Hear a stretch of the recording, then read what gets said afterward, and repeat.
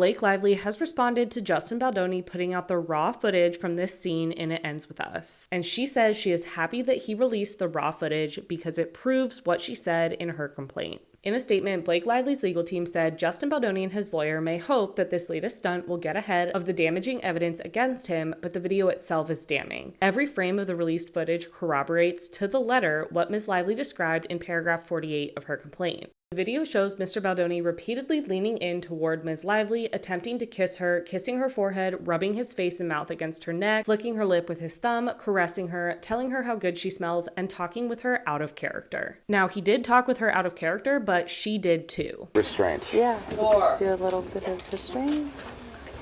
So nosy. I know. And my noses. And my nose is so big. Yes. I was hoping that we could address this. It's not too late.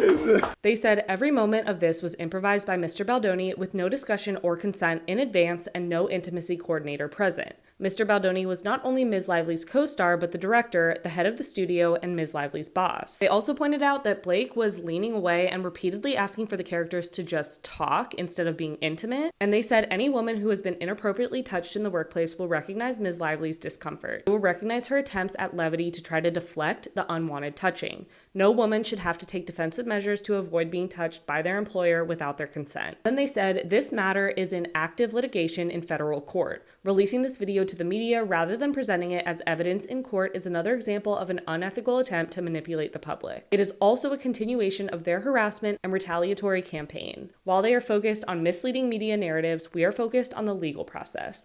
We are continuing our efforts to require Mr. Baldoni and his associates to answer in court under oath rather than through manufactured media stunts. So it really does seem like this is going to be a lot of back and forth, a lot of he said, she said until it gets into court.